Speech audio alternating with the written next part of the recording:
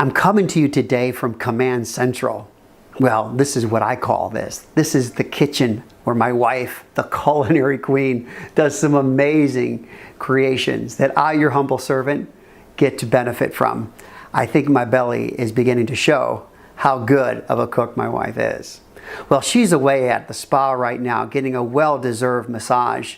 So I've kind of taken over here today, and I really want to talk to you just for a couple of minutes about how to keep your relationship a priority. You know, couples, when they get together, they're wanting to fall in love and live the American dream. And early on in the relationship, it really is fun and exciting and romantic and passionate. Why is that? Well, because couples have a lot of time for me and a lot of time for we. In fact, these two aspects of life remain on the front burner. In other words, they get a lot of attention.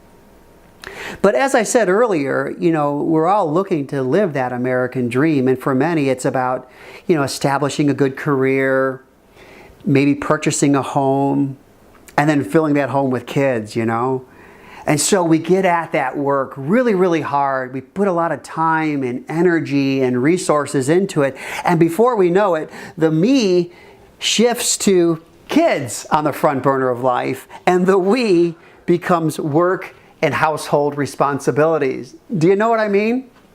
And so we get into these kinds of work, and before you know it, it's a lot of work. In other words, a lot of time and energy and resources goes into that. And that's okay, because this is what we really want, and it's so fulfilling. But it can be stressful too. And what I find with couples is that when the kids and work and household and all these other responsibilities get front burner attention, the me and the we end up on the back burner, and they get little attention.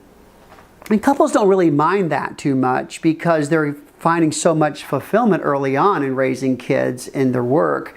But as time goes on, these things become stressful. And what couples often do is neglect themselves and neglect their relationship. And I think the rationale is, well, we're going to get to that eventually. Maybe at the end of the week, we'll try to sneak in a date night or something like that. But in most couples I talk to today, they seem to be so worn out by the weekend, worn out by the end of the day. And so even though they're well-intentioned, these important aspects of life, the me and the we, end up on the back burner. So what I'd like to talk with you about is what I talk to my couples about when I'm coaching them or counseling them. And that is not to look at things as being sedentary on the stove of life, so to speak, but really that these pots can move around. In other words, the kids can sometimes go on the back burner, and the me can get some front burner activity. Or the household and work can take a little time on the back burner, and the we can get some front burner activity. Well, I want to talk specifically on we. I'll get to me perhaps at another vlog that I'll do. But here are two ways you can keep the we a priority, and they're two P's. One is you got to have some planned time. Planned time is something that's going to show up on your calendar. If you look at your calendar coming up for this week, you'll probably see a lot of activities on there. Things that have to do with work, things that have to do with the kids. How much time do you see on your calendar that has to do about you as a couple? Not you as a couple with the kids, that's called family time, but you as a couple, just the two of you. And how much time do you have for just yourself? Well, I said before, I'm not going to focus on me today, I'm going to focus on we. But if you looked at your calendar, would you see a lot of scheduled time for you and your partner, your spouse? If not, what it says is that you're not making your relationship a priority to the degree that it's a planned priority. In other words, it's planned time. If you were to look at my calendar, you'll see every Friday from 5 o'clock to 10 or thereabouts, we call it date night. Sometimes it starts earlier. We'll both kick off work a little bit earlier, but usually around 5 o'clock we wrap things up, and that's our date night. And typically we go out someplace. Sometimes it's a local place, and we get something like a pizza, not a whole lot of money. And other times we're going to go to a nicer place, maybe a 4 or 5 star restaurant where we've put a little money aside to do that. And we do that because we want to invest in our relationship. That's planned time. Planned time for us, and this is what I coach my couples to do, is taking periodic overnights or weekenders. We try to do them once a quarter, and that way we have something that we're looking forward to. It might just be an overnight someplace. Sometimes it's an entire weekend. So for example, we'd love to go up to Kohler, Wisconsin. That's more of a weekend overnight. Or sometimes we're going over to Geneva and we're staying, at a hotel over there and just doing an overnight over there. Just recently we stayed downtown Chicago at a hotel and went to a few restaurants and just had a wonderful evening together. So that's what planned time is. But there's another way you can invest in the relationship and keep it a priority, and this is what I call pockets of time. Pockets of time are those times throughout the day that we're not on the schedule. It's those little pockets that emerge where the kids are off to school, or maybe they're napping, or maybe they've gone to bed a little earlier and you're going, wow, we got a pocket of time here. This is really great. And these are times you can use and invest in the relationship. It might be as simple as going out on the deck, let's say, and having a cup of coffee or a glass of wine and just unwinding together, maybe talking about your day, or maybe talking about an upcoming date you want to do, or a book you've read, or a movie you've watched. Something that not necessarily has to do with work and kids the entire time, but really has to do with you, your partner, each other. And that's what pockets of time are great for. My wife and I just actually got a pocket of time this morning, and we went to our favorite place, a place we've been members of for well over 15 years. It's called the Morton Arboretum in Lisle, Illinois. Why don't you watch real quickly a video that I share about our pocket of time there today. When my wife and I have pockets of time, this is our go-to place. It's the Morton Arboretum in Lisle, Illinois. We've been members here for about 15 years, and this is the place where we love to go and walk.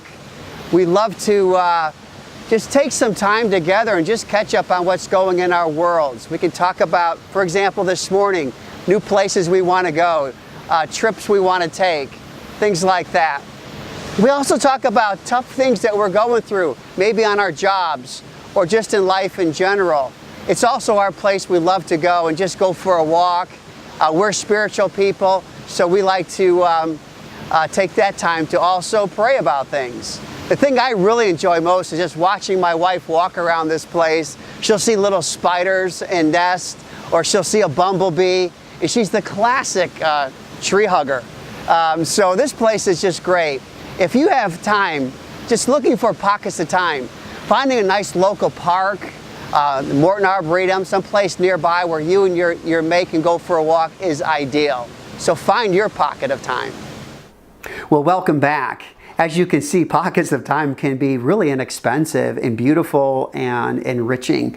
And hopefully maybe it's generated some ideas for you and your spouse and things that you can do to start looking forward, investing in pockets of time. Well, if you have planned time in your calendar, if you have pockets of time, what you're doing is you're giving your relationship some we time. You're filling up this pot here. And when you do, it's going to give you a lot of a connectedness as a couple. And that connectedness helps you to deal with the stresses of life. You just don't feel like you're partners in parenting or partners in this business called running a family. You're really connected as friends, as lovers, as soulmates, and yes, as partners in parenting. So I hope this helped you today. So look for a planned time, put that on your calendar, look for pockets of time. And as we finish up here, what I'd like for you to do is one important thing for me, and that is I'd love for you just to take 1 or 2 minutes max and leave a comment at the bottom of this web page here underneath this blog video. I'd like for you to share perhaps ideas you have for activities, date nights, places you've gone if you live in the local area here in the western suburbs of Chicagoland area, things that you do. Or if you live further away, maybe there are places that we would like to go to and things that we would like to hear about in your neck of the woods. Either way, I would love to hear your comments. Maybe you have a question. Maybe there's something you would like me to answer. Feel free to leave that as well. I'll do the best I can to give you some ideas and resources or to answer any questions you have about prioritizing your relationship. So 2 things now before you leave, or I should say after you leave.